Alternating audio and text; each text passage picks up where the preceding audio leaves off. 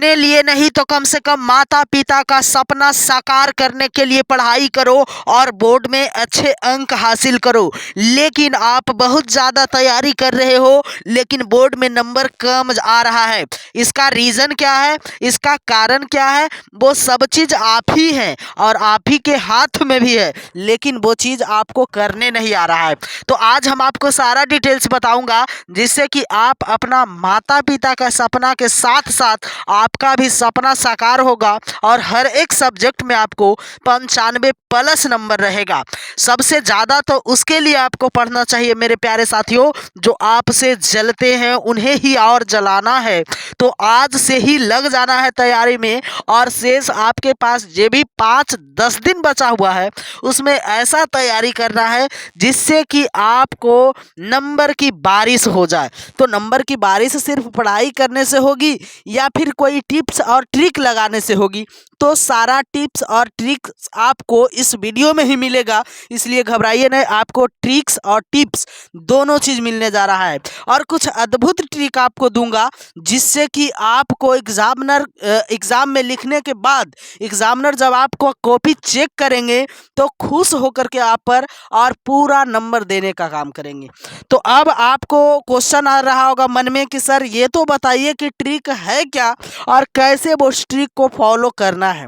तो सबसे पहले तो मैं एक बात आपको हर बार बताता हूँ कि कभी भी कोई एग्ज़ाम में बैठिए तो सबसे पहले अपना डिटेल भर लीजिए, अपना आईडी जो भी है, आपका रोल नंबर, रोल कोड, सब चीज़ भर लीजिए ताकि आप कितना हूँ नंबर लाए तो आप तक वो नंबर पहुँच सके। और दूसरा बात ये है मेरे प्यारे साथियों कि कभी भी आप एग्जामिनर के पास नहीं जाते हो, अगर एग्जामिनर के पास कुछ जाता है तो वो जाता है आपका कॉपी। तो आपको अपना कॉपी से परिचित करवाना है कि आप एक किस श्रेणी का स्टूडेंट हो और कैसा मल्टी टैलेंटेड स्टूडेंट हो और आपका नंबर पूरी देने पर मजबूर हो जाएंगे। क्या कुछ देख करके एग्जामिनर आपको पूरा नंबर देंगे, वो सारा डिटेल्स मैं आपको बता रहा हूँ।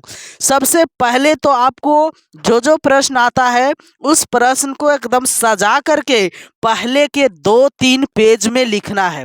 सजा करके पहले के 2-3 पेज में जो प्रश्न आपको आता है। उसके बाद का क्रिया क्या रहा, मान लिया जाए कि आपको कोई प्रश्न नहीं आ रहा है और आपको लाना भी है 95 नंबर से ज़्यादा और पूरा प्रश्न को भरना भी है, तो सारा चीज़ मैं आपको बताऊंगा कि कैसे आप पूरा प्रश्न को भर सकते हो और कैसे आप 95% से भी ज़्यादा ला सकते हो। तो अब तो प्रश्न आपको आता नहीं है, तो अब क्या करोगे मेरे प्यारे साथियों? तो अब करना क्या है कि जो प्रश्न का उत्तर आपको नहीं आ रहा है तो पीछे वाला ऑब्जेक्टिव पर जाइए और ऑब्जेक्टिव में देखिए कि उस प्रश्न से रिलेटेड कोई ऑब्जेक्टिव आया हुआ है कि नहीं। अगर ऑब्जेक्टिव आया हुआ है तो उसी ऑब्जेक्टिव को वहाँ पर उतार दीजिए सेम टू सेम, बशर्ते उस ऑब्जेक्टिव का ऑप्शन आपको सही रहना चाहिए। उससे एग्जामिनर को लगता है क्या कि ये जो क्वेश्चन है उससे कोई ना कोई उत्तर ये विद्यार्थी दिया है, न कि पेज को खाली छोड़ दिया है। तो इसलिए मेरे प्यारे साथियों आपको कभी भी कॉपी खाली नहीं छोड़ना है, क्योंकि कुछ ना कुछ लिखा हुआ रहेगा तो एग्जामिनर आपको नंबर देंगे। लेकिन अगर आप कॉपी को खाली छोड़ते हो तो वाइट पेज पर एग्जामिनर नंबर नहीं दे पाते हैं।